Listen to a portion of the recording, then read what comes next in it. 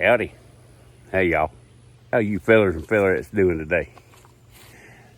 The heat has somewhat broke here in the south. We had a couple of days of good heavy rain, and it's probably in the mid to high 80s right now, probably mid 80s. Loving it. I love 40s and 50s more, but compared to 100 degrees, this is pretty sweet. Got a pretty good one for you folks today. I want to show you a couple things, and we got our Saturday thing. Talk to you about one or two things, and you'll see.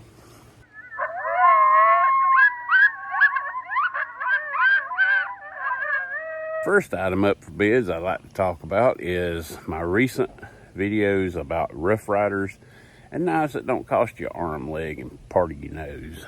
You guys know I absolutely love Rough Rider knives. I had some people doing some email stuff, and they don't exactly agree. Just put it in the comments so everybody can chime in. None of these emails were rude or anything like that. Just if you comment so everybody can chime in. That's how we all learn. No big deal. The Rough Rider segue brings me to this. Quite a few videos on Ganzo knives. Look, see right there. Ain't that pretty? I get sidetracked so easy. My point with this whole Ganzo thing is Ganzo or Ganzo in the modern knife world is what Rough Rider is the slip joints. See, I've been eyeballing this Ganzo. I put my peepers on this thing a couple months ago. Put it in my list on the Jungle website. And yeah, I went ahead and pulled the trigger on it. I have never gotten a Ganzo knife there was anything wrong with. They're always sharp, well built, great materials, the whole 9 yards. It's a bigger knife too. You know me, I like big knives and I cannot lie. We're gonna throw a very special Saturday Stockman Stampede in here. Mother talking about some stuff that I'm not gonna bore y'all with yet. All right, I'm gonna bore you later. I hope not. But first things first. That means we're gonna go back over here to the slab. And I'll show y'all something. I'm gonna make something a little better. I got me a whole bunch of sawmill cut 4x4s. I'm gonna make a monster table out of it. First, we're gonna start with this. And this is, of course, my latest Ganzo acquisition.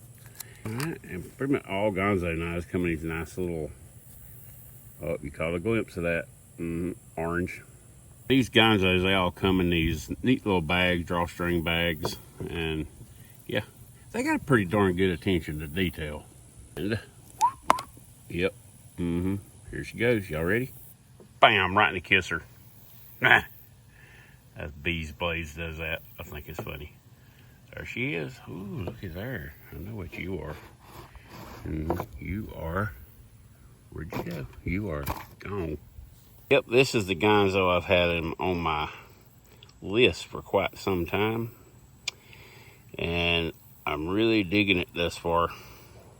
I love that texture G10. It's a killer back spacer. Got a little glass breaker / wig splitter here. They have some awesome pocket clips too. It's almost like they're tuned to be tight enough, but not too tight. Yeah, I'm digging it, folks. You can tell this is quite a large knife. And like all Ganzos, she is sticky sharp. All right, here she is for the measurement, folks. Got about a 3.5 to 3 3/4. Let's call it 3 9/16 blade, and 3.5 inch cutting edge, and the total length is right at 8.5 inches. So, yep, she's a big boy or big girl. Not to be gender specific. Don't want to, misgender anybody. Did your job well, Mr. Chameleon Tape, measuring tape. Look, Mom, no hands. Yeah, yeah. This knife is 440C steel. And I know you're never gonna see that, but I'll try and show it to you. And the model number of this is the G720. Ganzo G720. Now this is not your standard pocket dropper by no means, but I really dig. I need to put some Earl on here. It's tight, but it's tight in a good way. It's the way it kind of goes against that barrel lock, or whatever you want to call it. Benchmade fans can call it something else. I won't be calling it that. But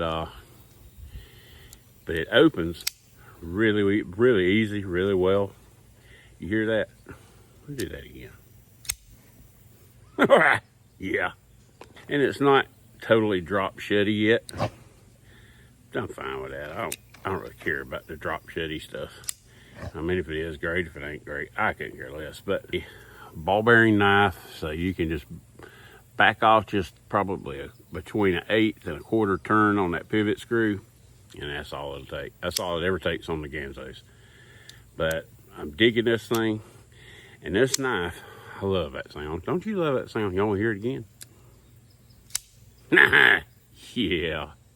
You want to know how thick the blade stock is? She's pretty thick, but she is. Yeah, it's between 1/8 and 3/16, closer to 3/16. So she's a beefy little feather. You know, y'all kind of figuring out why I don't do many tabletops, because, yeah. Oh, there's a measurement I forgot that some folks think is pretty important.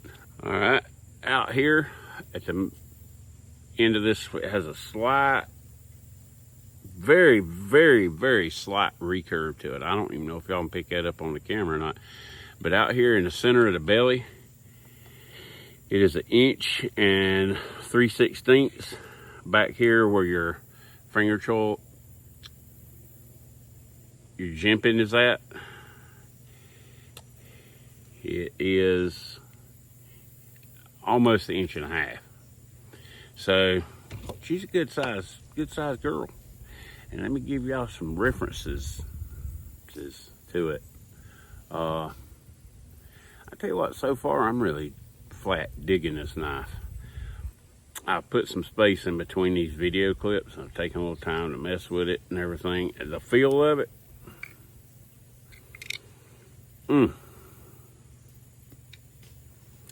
it's dope. I really dig it. But I gotta go ahead and tell you one of the main aspects of this knife that makes it so awesome. It's orange. Now here's where I get to make some people angry, maybe. Maybe not angry, maybe just disagree. If you disagree, comment. Tell me why you disagree. Let's have a discussion. You might change my mind. I highly doubt it, but because my mind's based on my opinion, just like yours is based on your opinion. But I brought a couple of knives out here in this category to give you an idea of the size, weight, and feel of this knife. And this is one of my favorite large modern pocket carries. Yep, the SR1 Light by Cold Steel. I really dig the Tonto blade, but everybody doesn't do Tontos the same. Cold Steel, their heat treat and the way they sharpen, and I have resharpened this a bunch of times, and Tontos are easy to sharpen, but the way they sharpen, you wind up with a pretty uniform hardness all the way through from top to bottom. I mean, I have taken my Cold Steel, I don't have it with me, my Cold Steel 4MAX Scout, the big boy. I took it to work and put it on a Rockwell tester, like maybe an 1/8 inch up from the edge, and tested it. I tested it here and tested it here. So I got 3 little dings in the blade. I don't care. The Rockwell hardness is exactly the same all the way through the blade. And you take, hey, I love American knives. This is a Taiwanese knife. Very, very doggone good knife. But you take any other manufacturer and see if you come up with that. My guess is you don't. Next up is the knife that's probably, it's pretty close to the top of my list of large carry knives. Y'all know, y'all seen it 100,000 billion times. But that's the Spyderco Manix 2 XL, stands for extra large. And yeah, that's my baby. When it a go-to, Mike, you can only have one modern knife over 2 inches long, over 6 inches long, that you can carry the rest of your life. What's it gonna be? Yep. I love this knife. I'm gonna be putting a lanyard on it here in a little bit. And I don't know if I'm gonna tell you in this video, but I've been doing some experimenting. And I got a new lanyard discussion coming up. A lanyard discussion, it's not just pretty, it's actually super helpful. So I don't know, it depends on how long this video gets, and if I keep running my mouth, it's probably not gonna be in this video, but we'll see. Anyway, here's the Spyderco Manix 2 XL. One of the latest acquisitions, as you guys know, I trade, and I've sold some knives. Now look, there's no use for setting in my shop in a box so somebody can enjoy them. But a knife that I bought with the funds I recirculated, so to speak, with some of the knives I sold, is that. It's the Cold Steel AD15. And I know a lot of people like this locking mechanism. It's just, I mean, it's strong as all get out. I mean, you're gonna break your arm before you break this thing. But it's just, maybe I'm not used to it yet. I missed the thumb stud. But maybe I'm just not used to it yet. But anyway, the Cold Steel AD15, I like it. I really like it. I've only carried it one day, and the blade is awesome. The heavy jimping at the top, but it's rounded jimping. It don't eat your thumb up. And you can get in there and you can do some stuff with this thing now. And it's an awesome knife. But anyway, it's another one of those knives that fall into this category. Yep. Moving right along. Now this is another knife that I bought with funds generated from knife sales and whatnot. So I'm at the point in knives, I don't want to tell you how many knives I got because you think I'm stupid.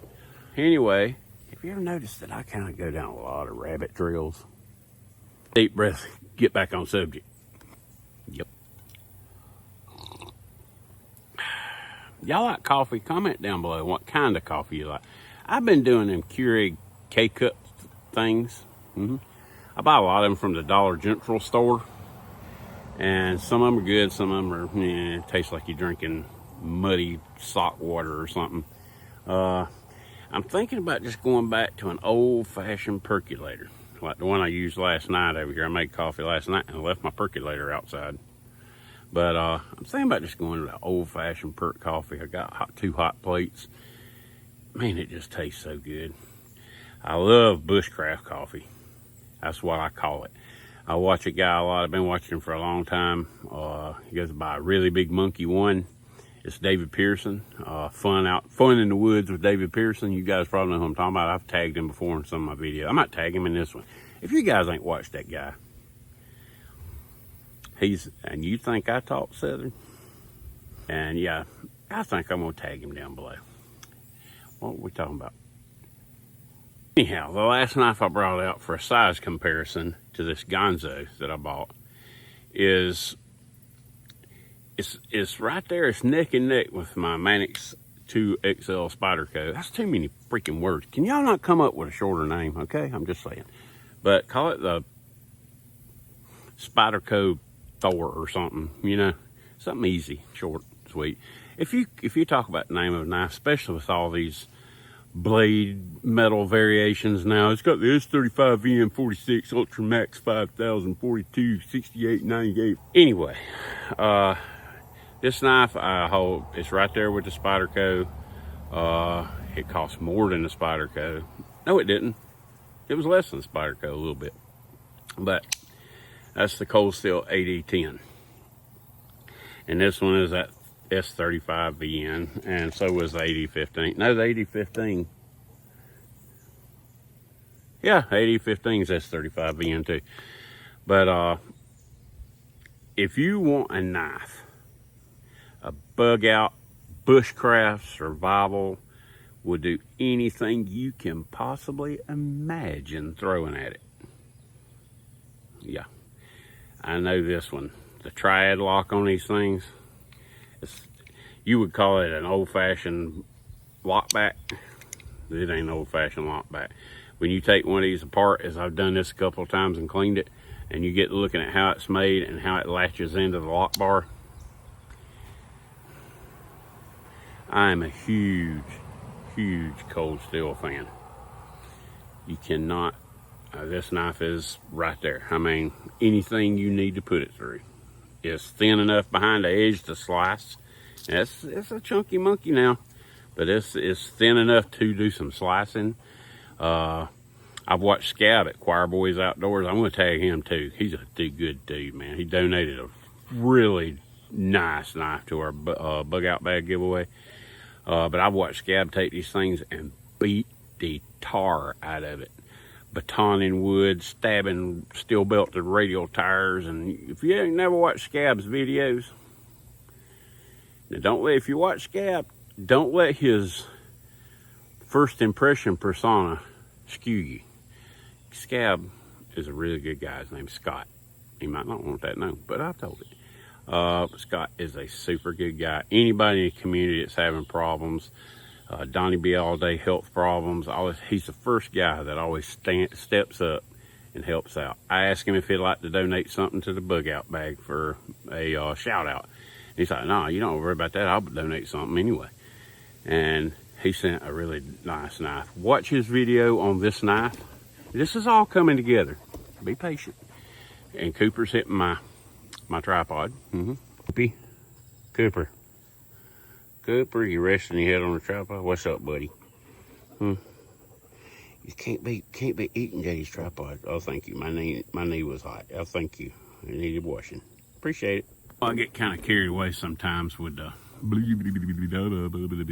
and everything, but there's usually a reason. And a lot of times I go around through the root cellar and back out the window to come through the back door to tell you something, but there's a reason I tell you, and this is it. All right, here you guys see them laid out. Knives that are of the same type size and build. I have some larger knives in this, but they're not built like these knives. These are zombie apocalypse. If you got to go to war against a tree or a foreign enemy or stuff like that. These are knives that I think you can depend on for anything. Now, let me tell you this part. All right, the Cold Steel AD10. Fantastic knife. If you guys are looking, if you're not a collector, or even if you are a collector, or let's say you're one of them guys that just, man, I want to spend a little bit extra and I want to get something for the zombie apocalypse / bushcrafting / whatever you want to throw at it. The AD10 is an awesome knife. I mean, it's way beyond awesome. My normal budget, I don't spend this much on a knife. I sold like 3 knives and used the funds to buy this. Could I spend that much? Yeah, it would cut down a lot on my knife purchases and the fun I have with knives. But yeah, I could probably buy this. But this jewel right here was, I'm gonna be plus or minus $10 or $15 here and there, but I think this was like $145. All right, the Cold Steel SR1 Light. You can tell by the blade on this one. This thing's been to war. And these handles don't look comfortable. They're all squared off and everything. But folks, this is one of the most comfortable knives and grippy that you'll ever find. I missed some spots when I was cleaning. But anyway, it's a thought that counts. I missed a bunch of spots with this one. Anywho, this is the SR1 Light version. It's 8CR14 MOV.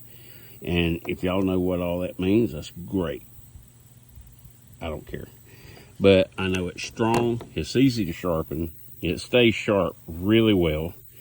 And yeah, I got no complaints with this knife.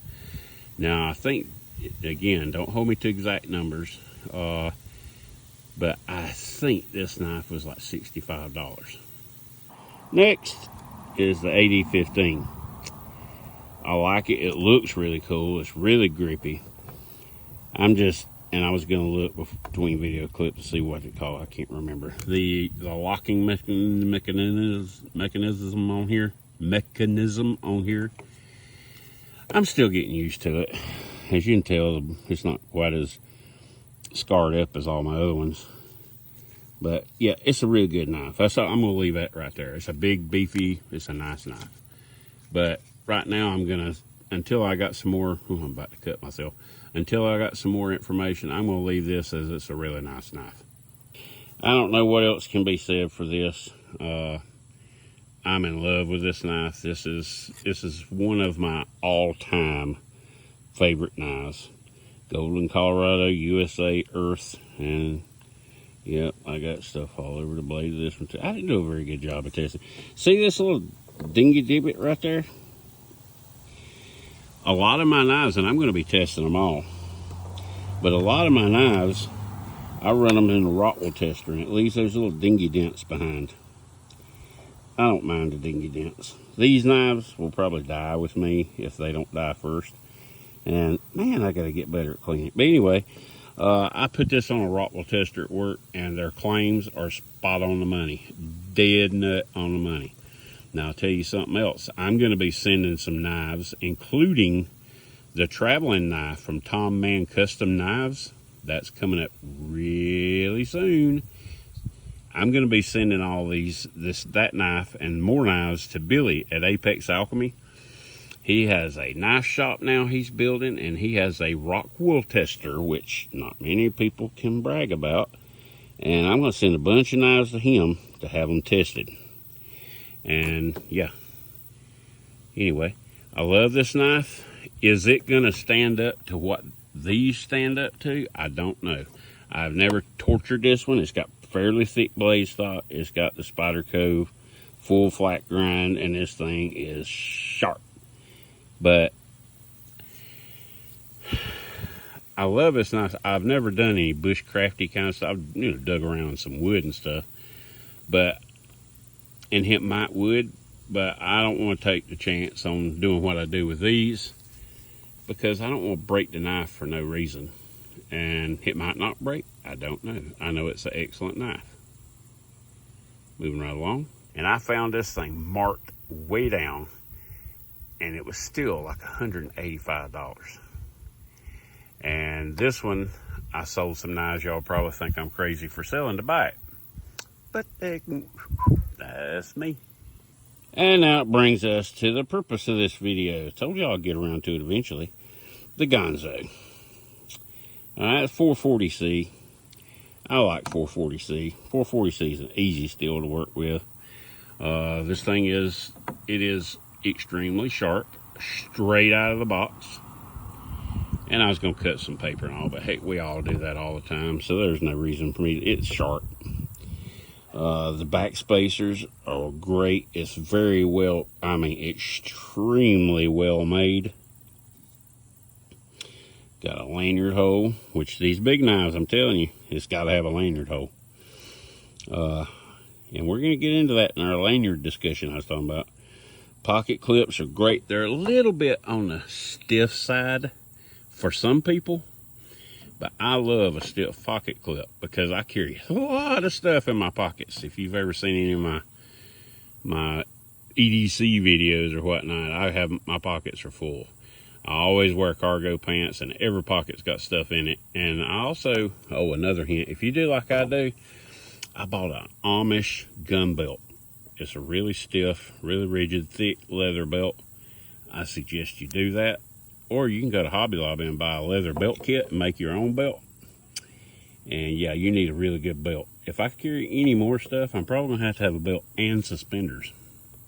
Now down to the point of, okay, Mike, all these knives are, with the exception of the SR1 light, all these knives are over over 100 bucks. Some are over, like this one, if you don't get it on sale, is over 200 bucks. How much was this knife? This beefy, beautiful beast here. That Ganzo was $23.95 on the Jungle website. I ain't joking. I wouldn't joke about stuff like that. Don't believe me? Look here. There's the proof. And it comes in a lot of cool colors. I just like orange. Now, this knife has a little ways to go before I believe in it the way I do some of these others. You know, if you ever have to whip out your bug out bag for real, or you're camping, bushcrafting, hiking, whatever, I want to make sure I depend on a knife. Now, to this point, I'm going to take this knife apart and scrutinize it, clean it up real good, even though it appears to be clean, but a lot of times down in bearings and stuff. But I'm going to clean it up real good and oil it, and I'm going to put it to work. And you'll probably see some shorts and stuff, because I'm not really exactly easy on knives. Don't abuse them, but I use them. And then I can come back with more. But my first impressions, if the blade holds up as well as I think it is, I think this $23 Ganzo is pretty much on par with any of them, user-wise. Now, if you're looking for labels to impress your buddies at the next campfire, maybe not so.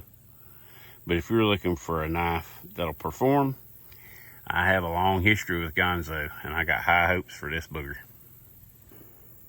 Did you find you a stick? Cooper. Cooper.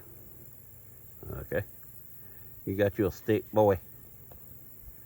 Ain't he purry? That's my buddy. Yeah, daddy boy. You see how pretty his teeth are?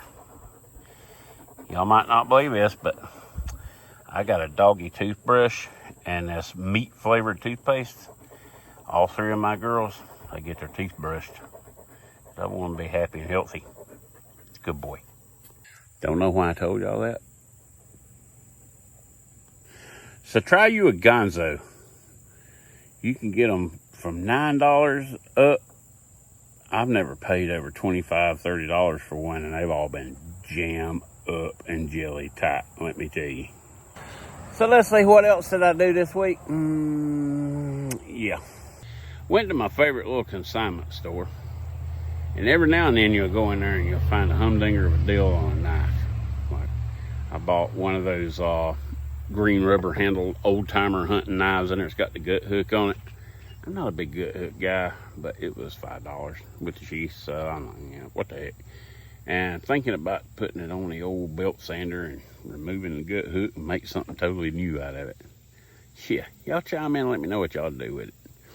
If you want me to, I'll do a little short or something on it, and yeah, we'll figure out something to do with it.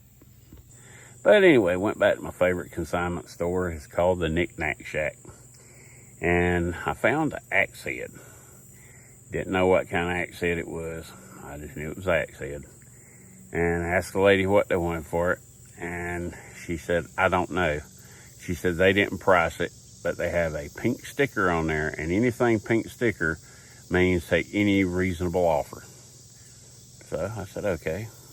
$5 sound reasonable? Yeah. So I bought this axe head, and yeah, you know, I like to rub on stuff, make it pretty again, make axe heads pretty again. Whew, I just had a granddaddy long leg crawling up my arm. I don't do spiders. I don't care if it is not say spider. I don't do spiders. But anyway, the axe head, I gave her $5 for it. It was, you know, it was pretty rusty and nasty, and you know how, you know, you found axe heads at flea markets and consignment stores before. You know, they don't come in. People don't clean them up before they sell them. So I wound up with this, and yeah, I did some rubbing and all that good stuff on it. And I didn't have my rust bath stuff with me, so I sprayed some, you know, that rust remover on there and rubbed it with a Scotch-Brite pad and everything, and I got her looking pretty sporty. Got a lot of tieners in her. It's a, yeah, let's make sure I tell you right. It's a plum 32. The edge I'm gonna have to work on because it's, you know, looks like them Hansel and Gretel, the bushcraft boys over there in Europa have been a hold of it, but yeah, I can get that out of there real easy. That's a really nice axe head. I think I got a couple of very large dead hickory trees back yonder. I think I'm gonna make a handle for this thing. If y'all want to see a video on that, I mean, making handles is pretty darn easy, but if y'all want to see a video on that, blip, bleep it. All right, I didn't do much with the knife stuff this week. Stand by. I gotta get the weed whacker out and nose hair sticking out and the wind blowing. Woo-hoo. Especially after I just knocked the spider off my arm. You know, I got the willies. But I did add to my little Boker collection this week. Ta-da! I really dig these Great American Story knives. I've decided I'm going to collect them up just because I think they're really cool. And this one is super duper cool. You got the little paper, that's always a plus. And look at her. Yep. This one has the Alamo on it. And it is called the Manifest Destiny. It's 03968. Don't that pretty. And she is a moose knife. I've never owned a moose knife before, I don't think. I might have, I can't remember. But it's Boker USA, and these are some very affordable knives and a very large collection to collect, folks. Daggum big old gigantic black hanging on my leg. I'm gonna have to go down and sit in the creek to finish this video. And this joker, tip to tip, is 10 inches long, and I just realized my tape measure is upside down. Alright, that's better. It's 10 inches long still, even if it's upside down. Or right side up. Whatever, you need it. The clip point blade is 3 inches long. And I like calling these the giant pin blades. But this one is actually about 3 1/8 long. I dig collecting these old Bokers because you can get them real reasonable. And yeah, first moose. I'm not going to use any of these. This is the third one I've collected. And yeah, I'm not going to use any of these, at least not right now. Boy, did you hear that? Hang on, let me do that without cutting my finger off. But I really like these things. And they all tell a little bit of a story about America. And I think this one in the box with the paperwork, the whole 9 yards, shipping and all, like $28. Now you gotta look. If you go in there and you just look Great American, you'll see all different prices. You gotta look and go down 2 or 3 pages to get the good deals. Watch them. And then at some point, if they don't sell, they're gonna send you an offer. Most of the times it'll include a counter offer. Counter offer them what it's worth to you. You never know, you might get lucky like I did. Guys, I'm glad it's Saturday. This has been a rough week. Oh yeah, I almost forgot. Y'all watch. Here it comes. Ladies and gentlemen, please make some noise. It's time for the Saturday Stockman Stampede by Terry's Knives and Man Stuff. And let's not forget our longtime sponsor, Diet Dr. Terry. Been wetting whistles since 1964.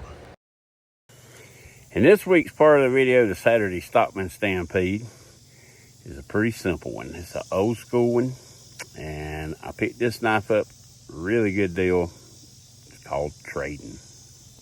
Yep, this is a Schrade 80T Stockman, and I've got another one that's almost in exactly the same condition. Got a little bit of surface rust tieners on it, I guess you'd call it. It's not really rusty, it's more like, you know, tieners, but they're brown. I'm gonna oil her up and clean her up real good, but I got this one a real good trade. I mean a really good trade. And yeah, I like it. And don't look like ever been used, ever. It was just stored away. I got a box with it too, but the box is completely falling apart. You know, I get there and take the Never Dull and everything to this thing. It should be pretty again. Make your knives pretty again. I'm happy with this. This one, I'm gonna keep my other one. They're about the same condition, both pretty much unused. The other one doesn't quite have so much of that on there. Well, it don't have nowhere near that much on there. So I'm gonna clean this one up real good. And I'm gonna make one of my little simpleton slips for it. Shifts is what happens when it's part sheath and part slip. I'm gonna make a simple slip for it. And I'm gonna carry this booger because I like it.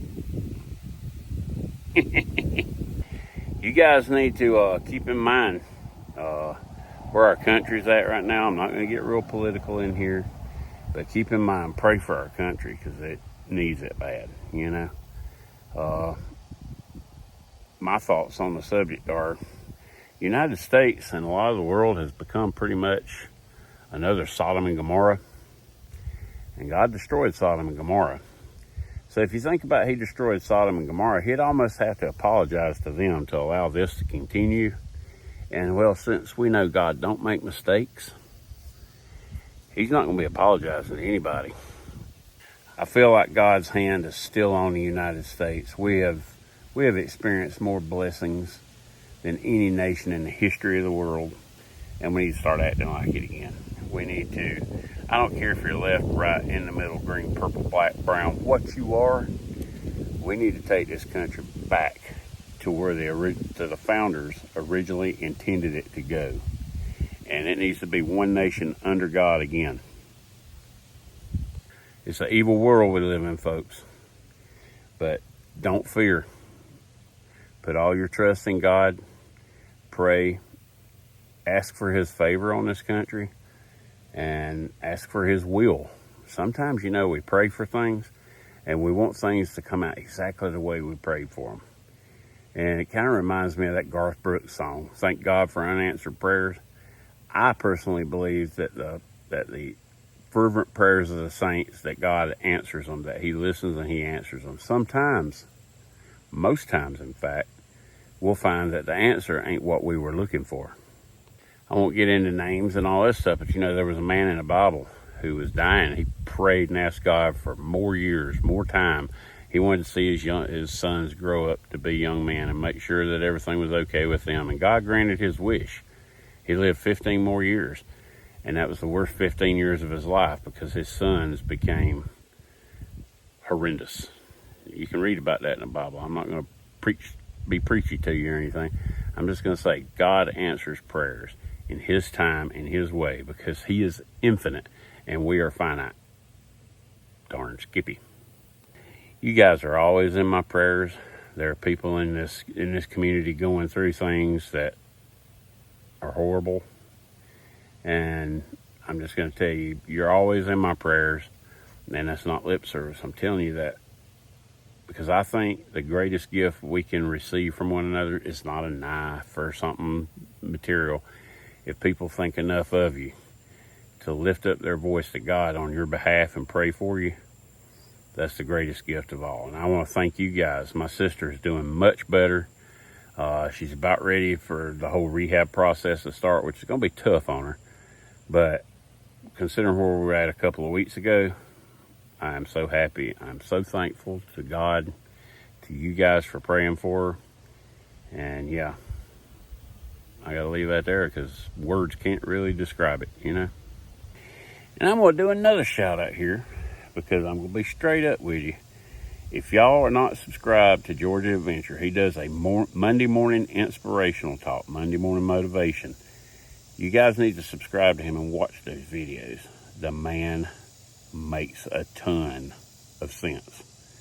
And yeah, y'all need to watch him. Georgia Adventure, Brother Randy down there. I'm going to tag him down below.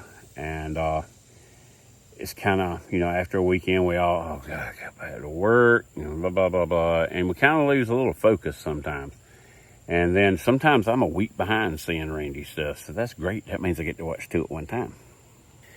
But you always look at these things and you say, well, man, things are going so tough for me. And then you hear from other people in this community, in your local community, your church community, in your school community, in your work community.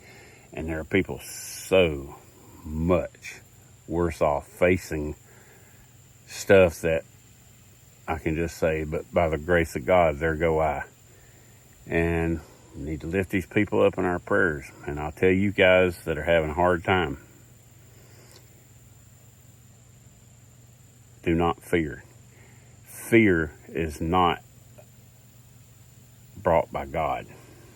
The Bible says, for God's not given us the spirit of fear, but He has given us the spirit of power, love, and a sound mind.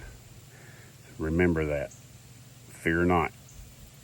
Things are looking pretty rough for this nation right now.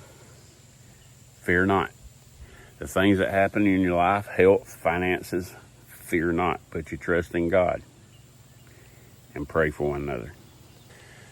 But that's all I've got for this week's video, or this Saturday's video. You're probably going to be seeing some more shorts and stuff. This past week I was a little bit slow. I've been working some long hours and I was dead tired. There was some nights I came home from work, took a shower and went to bed. Just gassed. And but the good Lord let me make it back to another weekend. So I made a video. Here it is. Until I see y'all again, I hope y'all have a great night, week, day, whenever you're watching this. And until we speak again on this side or the other side, peace and God bless.